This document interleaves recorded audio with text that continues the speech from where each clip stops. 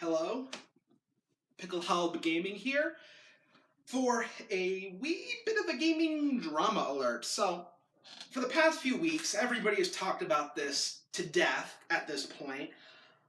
Foo Game Crew talked about this, a bunch of other YouTubers talked about this, and it's all about Paper Mario, the Origami King, and how it was developed.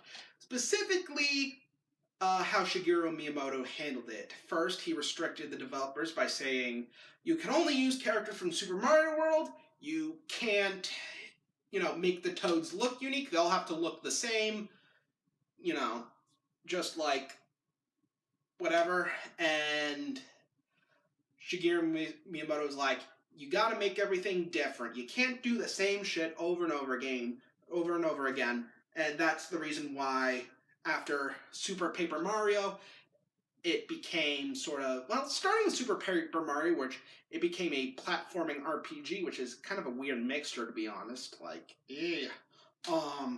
Then with Color Splash, it was like, it's all weird and tried to make it into a puzzle game, and they did the same for Sticker Star.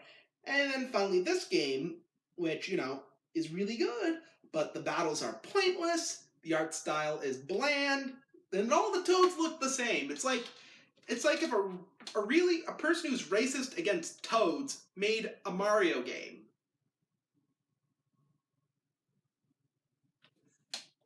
You can't make this shit up. And here's the thing about Shigeru Miyamoto.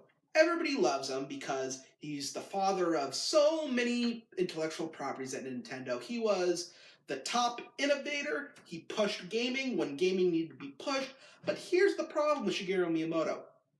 He can't make a goddamn game without trying to innovate. Like Star Fox Zero, for instance.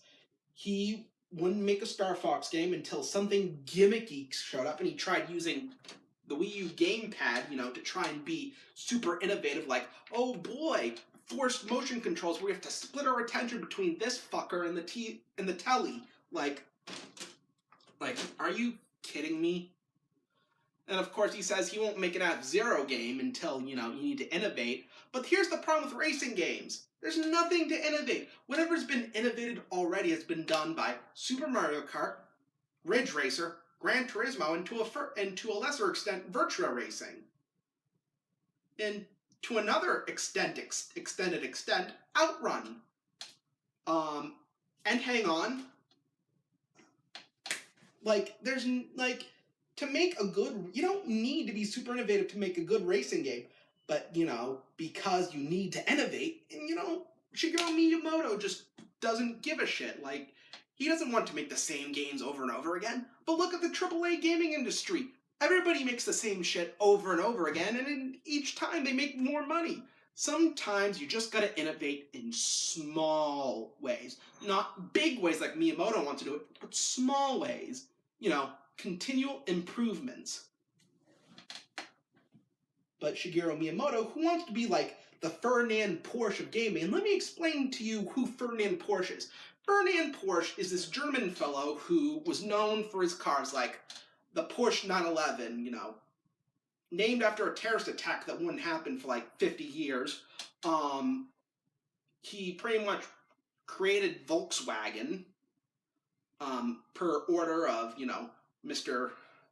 Small Stash, the Virgin Small Stash, unlike me, the Chad, somewhat longer stash, with glasses and autism, and Greekness.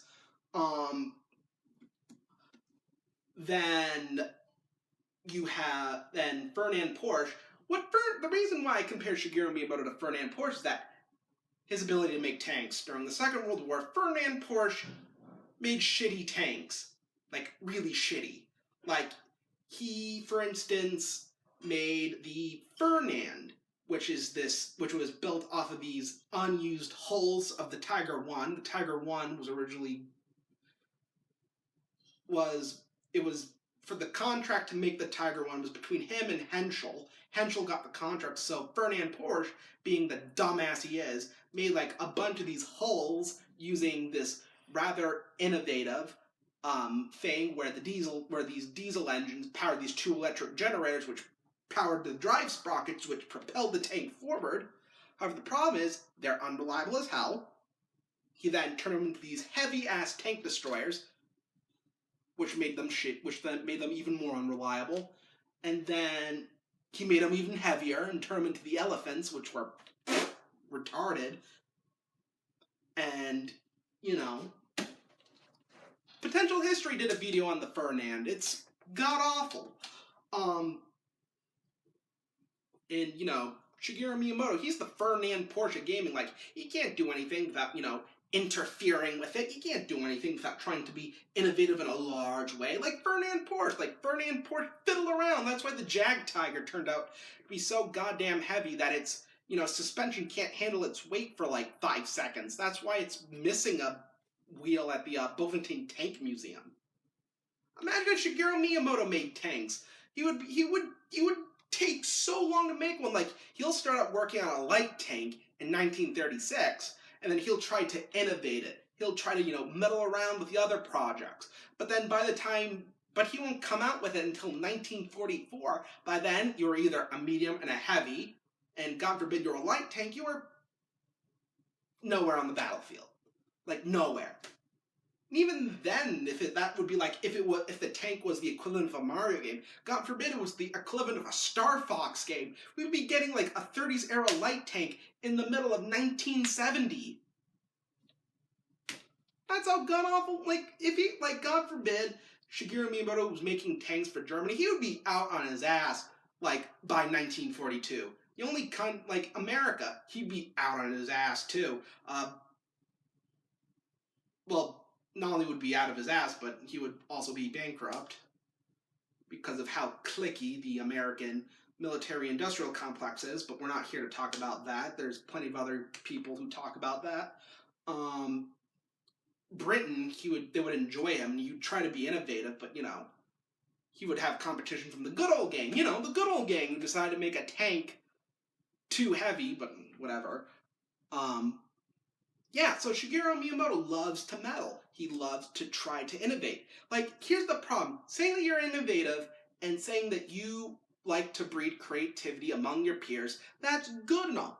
But don't say that and don't do that while also stifling the creativity of others. That's why we haven't had a good Paper Mario game worth a fuck since the GameCube. Like, good lord, Shiggy. Just, like, here's the thing with Shigeru Miyamoto. He's like 70 now. 70 plus. And, you know, here's the thing about old people is that they get more conservative as time goes on. And they sort of get set in their own ways. They don't want to think about what the young people want to do. That's why we have Republicans. That's why we have people who don't understand what a Fortnite dance is. A lot of people don't understand Fortnite dances, so therefore that's a bad example. But the point is, Shigeru Miyamoto is an old fogey who just needs to leave. Or at least have a successor and just move on to less intensive things. Sort of a gradual process towards retirement. Like, I don't want Shigeru Miyamoto to be the reason for bad Paper Mario games. I want him to be the reason for good Paper Mario games, but obviously that can't happen. We can't get a Star Fox game on the Switch. No, we're not going to get a Star Fox game on the Switch. And F-Zero fans have been waiting. F-Zero fans have it worse than Half-Life fans. Like, it's absurd, the level of weird bullshit Shigeru Miyamoto puts everybody through. And it's probably one of the reasons why, you know, Nintendo hasn't really made much this year. And yes, I know, if Nintendo's to release anything this year, it would have been in development for at least since last year. And I get that, especially with COVID complicating things since March. Yeesh. But at the same time, Nintendo needs to release fucking something, whether it's because of COVID or because Shigeru Miyamoto is waiting for that one small gimmick that would turn into this really big innovation that totally won't blow up in his face. Like, at least when Gunpei Yokoi had the balls to make... Well, I mean, Nintendo had the balls. Gunpei Yokoi said not to release the damn thing, but they released it anyway and then blamed it him. At least when Gunpei Yokoi made the Virtual Boy, at least Nintendo said, alright, you're out of here. And then he went and made the Wonder Swan, which was a better version of the Game Boy. And then, you know... But no, Shigeru Miyamoto, he carries, you know... he does too much for Nintendo and did too much for Nintendo, so Nintendo doesn't have the balls to fire him. They don't have the balls to tell him, Shiggy, stop it. Get some help. They won't tell him that. No. In fact, they'll more likely just, let him, do whatever.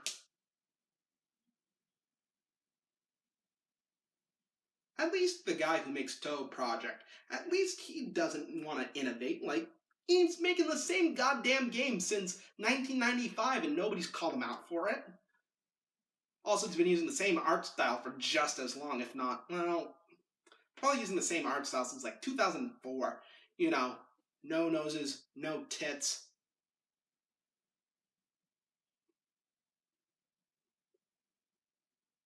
Yeah, that was a really awkward pause. Anyway, that ends this video because I have run out of things to complain about Shigeru Miyamoto, and I could go on comparing him to Ferdinand Porsche, but that would be stupid. Really stupid. So anyway, please leave a sub sandwich of some kind, like an Italian sub, and leave a like, and that's all, folks.